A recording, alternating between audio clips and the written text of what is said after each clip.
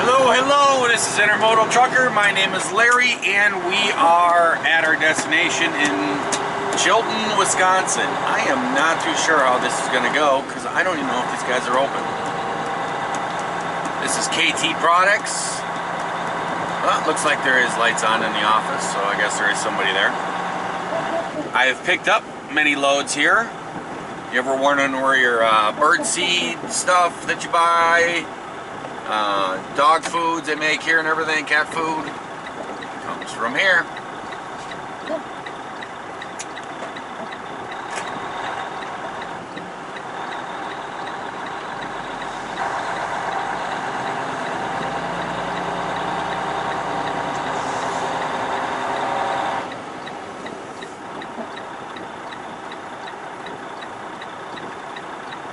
So I gotta run in here and see what they want me to do with this load. About it because this load was actually supposed to be here on Friday and it's Monday, and I thought maybe they were gonna make me do a live unload because they would need the product so bad. But she was a real nice lady.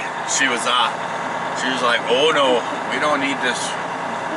She goes, it's like feast and famine there. He goes,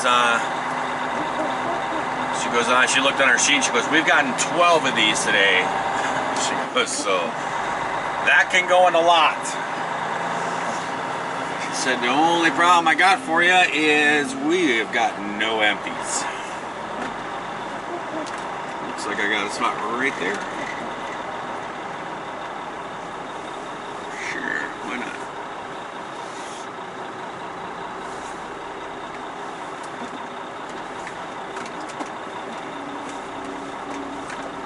Boy, do they got the loads over here. These are all loaded trailers over here. Here we go. And I know I need a mic.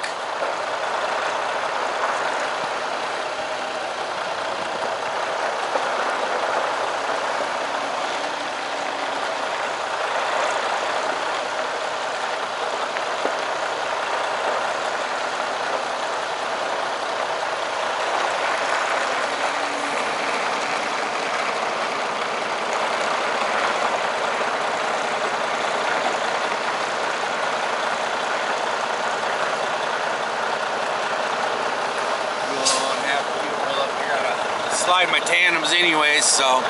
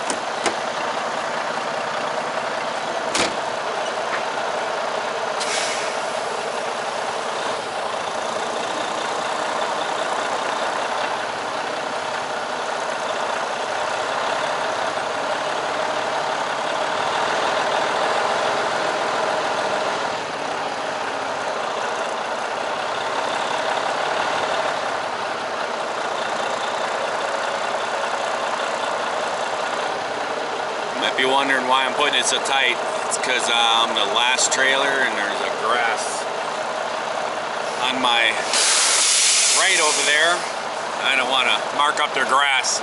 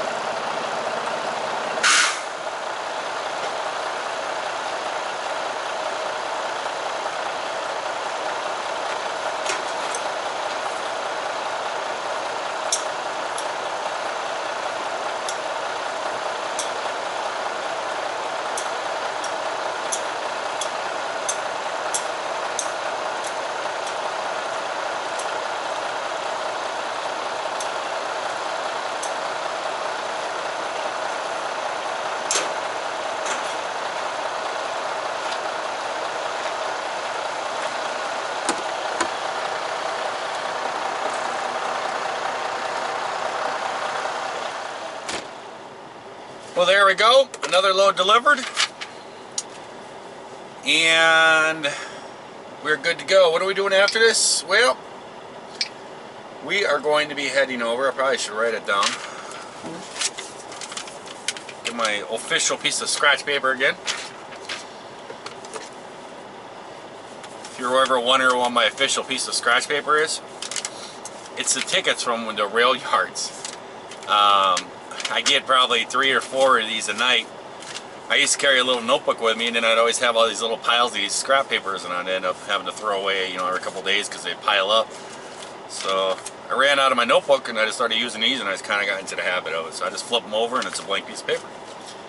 All right, my next load is picking up in Neenah.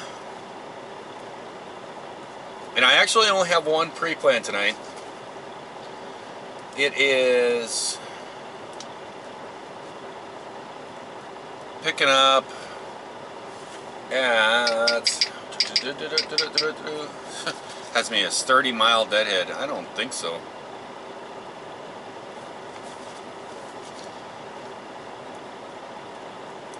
It is picking up. It's picking up at SCA up in Neenah.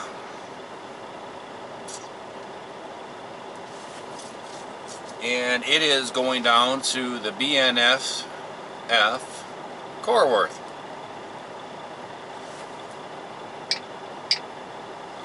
And this load is going to be heading to Commerce City, Colorado. Don't know what it is. It's going to be some kind of paper product coming. So we just got done getting unloaded here. I just dropped my trailer. They don't have an empty for me, so I'm kind of having to wait for the office, the dispatch, to get back to me and let me know what they want me to do.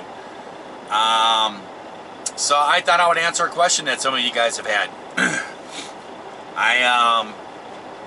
I've had some comments about it. How did you meet John? Well, I'll tell you right now. John is from JBG Travels. Me and him have been friends for, I'd say about 22 years, something like that, somewhere around there. And I don't know, it might be kind of weird. I'm kind of I guess I'm the typical American guy. I speak only one language. You know, I don't eat the things that John eats. He picks on me all the time about it. You know, I've never been out of the country. I would love to. I'd love to go travel some places and stuff, but never been. But you know, John, he's Filipino, and he speaks a couple different languages and everything else, and so he's traveled around. So you're probably wondering, how in the world did you meet him? Well, I used to own a hobby store, and we had remote control cars and boats and airplanes, and we had a racetrack in the back, and you know, I'd sell all kinds of models and just anything to do with hobby-wise and stuff, and dollhouse stuff, and train sets, you know, all that stuff. And I would, he was into remote control airplanes, and he came in there and we talked about it a few different times, and I ended up selling him a really nice airplane. And then I ordered this real special motor with a gas motor, twin cylinder. It was a cool motor. And this was back when John had money. And John bought all this stuff, and he was putting it all together. And we talked a few different times. And then one night I was sitting there working, and I had a couple of my employees in there and stuff, and there was customers all in the store, and little kids running around. And this old white Toyota van pulled right up out in front of the door. And it was kind of on the sidewalk, and one of my employees was like, "What in the world is this?" And I looked over and I saw it.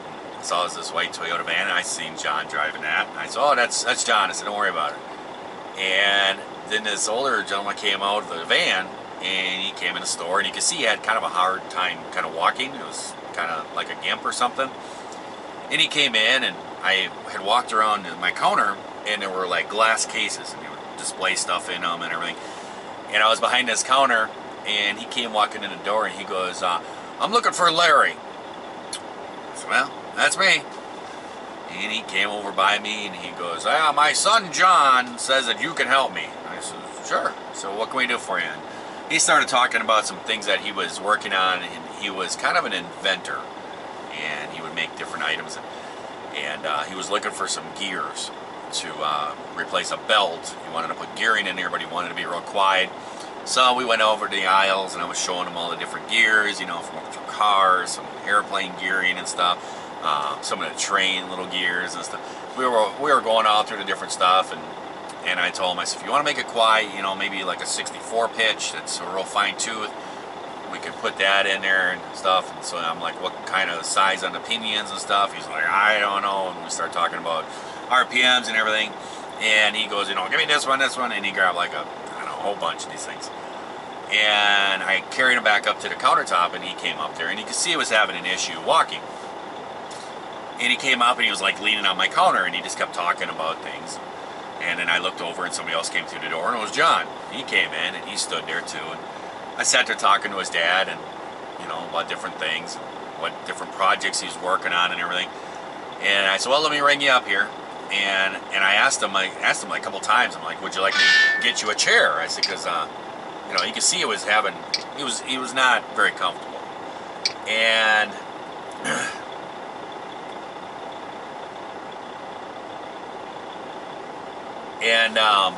he goes, you know, and he was like, no, I'm fine. And he was like leaning on my glass counter. And I went and rang him up, and I came back, and I don't know, it was under 20 bucks.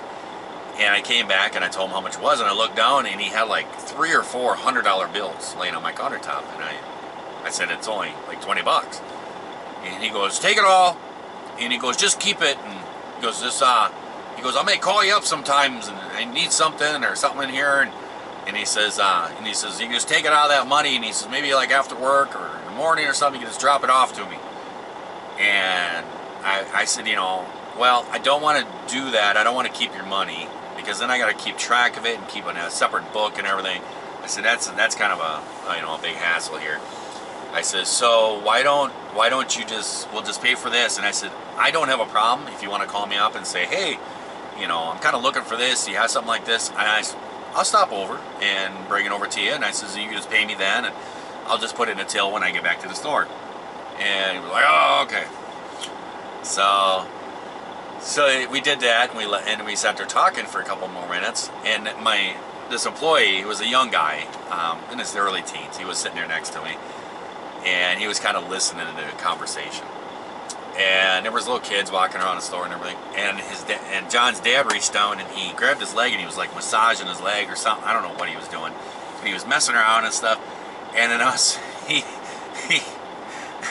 he just kind of did something, and then he came up in the air with his hand, and he had his leg in his hand. And he put his leg right on my glass counter. It was the funniest situation.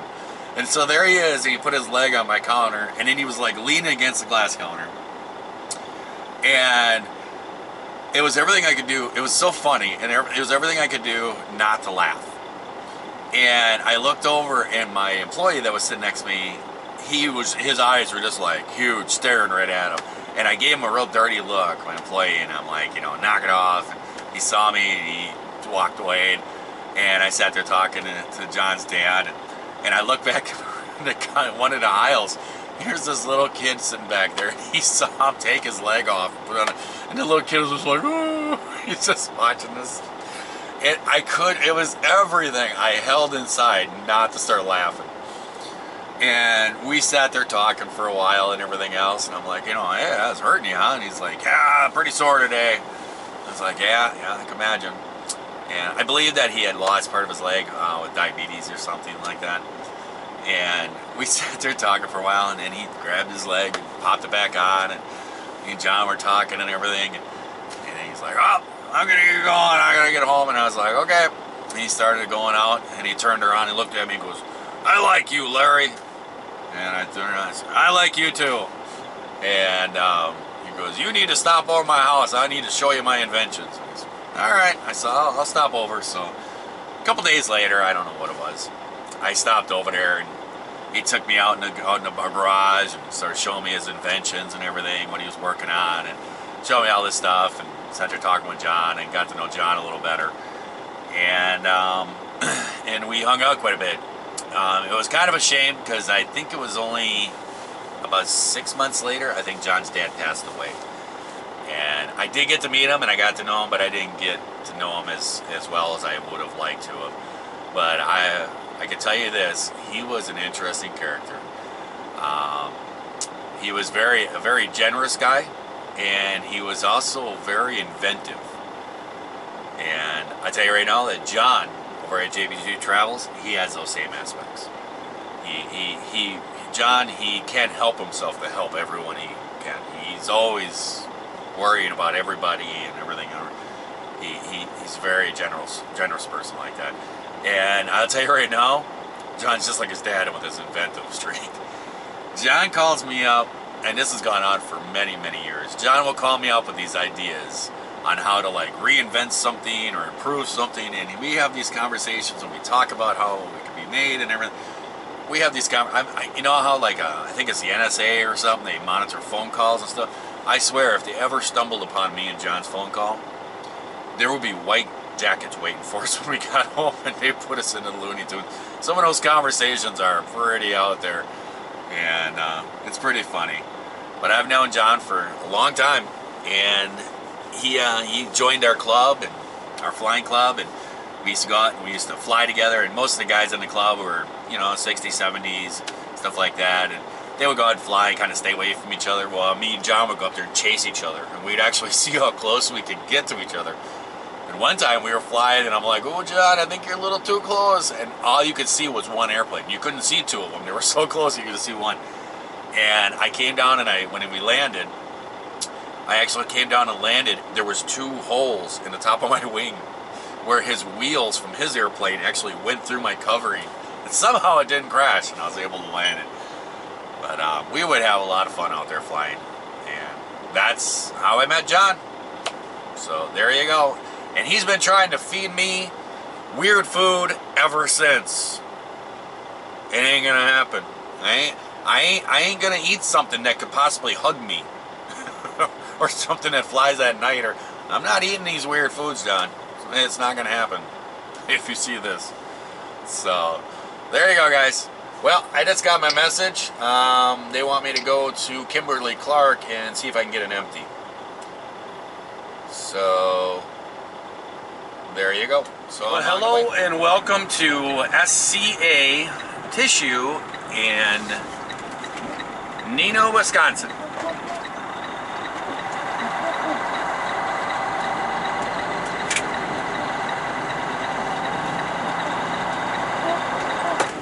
I can tell you right now that this is going to be a lot of running around. They like to use us as their yard dogs here. They want us to drop a trailer here, go 2 blocks down the road to this plant, grab paperwork there. It's a lot of running around here. But it's what we do. Woohoo! Ooh, I got pre-plans too. Well, I scored on that trip, boys and girls. I went in there and everything is all good, and he's got my paperwork. I don't have to run around to different places and stuff. I do have to run to the south lot to get my trailer, but he had my paperwork. And then,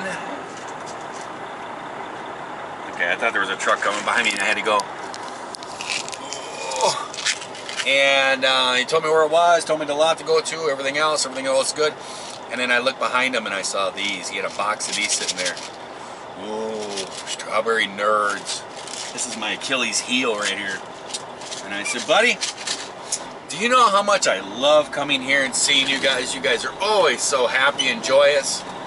And he was like, well, thank you. And I said, especially when there's pink nerds involved. He started laughing. And he goes, here you go. He grabbed one and gave it to me. And I was like, score! He's like, take more. I said, no. I'll lose a couple teeth if I suck on those all night long. I used to love these things as a kid. So, off to the salt line.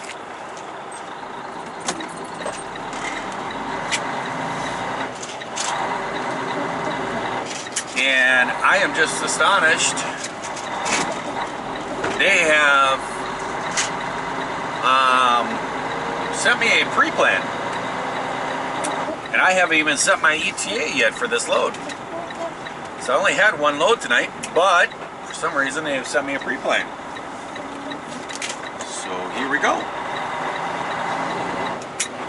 We shall see what it is. Hopefully it's not something goofy like, hey, go to Minnesota. No.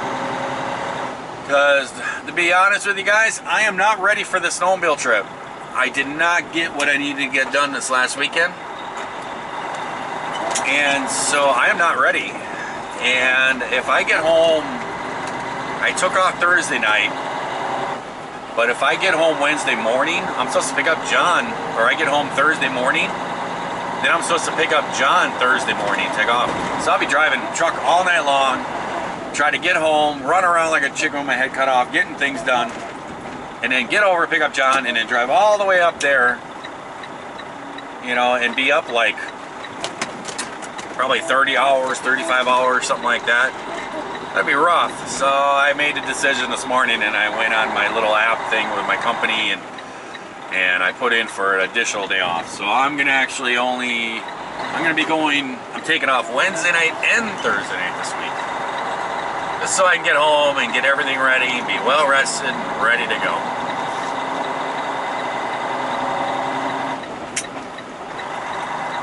But the cool thing is I got a box of Nerds.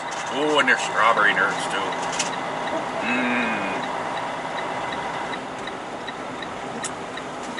Ice patch.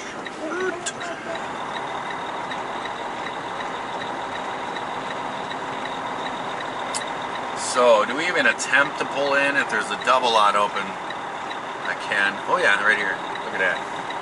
Then I can just pull in here. You know, I should have been like looking for my trailer as I drove through here, to tell you the truth. So I know which way to go. But I'm just so excited I got Nerds.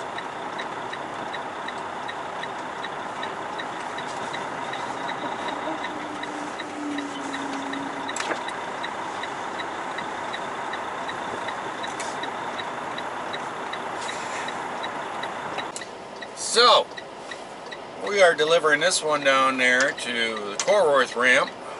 It's heading on to Colorado.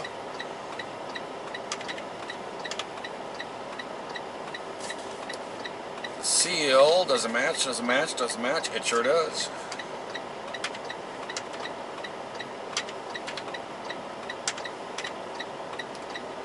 Oh, this one don't have a PO.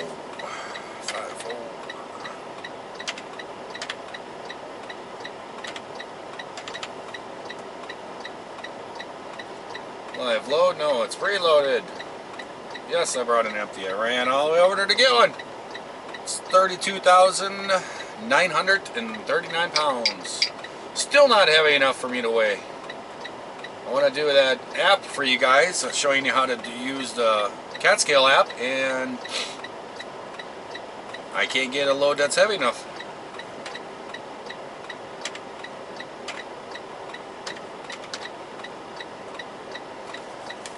Alright, so I'm going to be down there. I'm going to say 4:15. Oops, wrong button.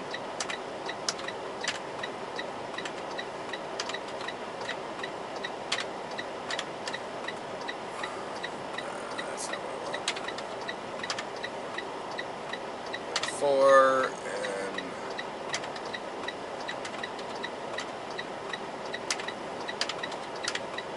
There we go.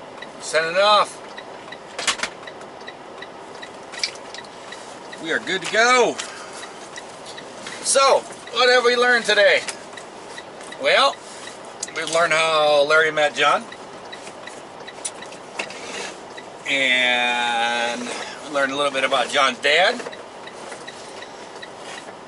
And the most important thing is Larry likes Nerds.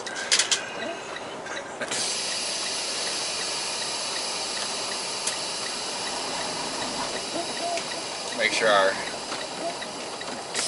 pin is locked in there. So we're gonna let you go, guys, and we're gonna head on down to Chicago, make these here deliveries, and see how far back up we can get. Hopefully we make it all the way back up. Maybe even go home. I don't know. And other than that, we will talk to you guys later. Hope everyone is having a great day. And like I say, if you're not, let's try again tomorrow. So until next time, guys, see ya.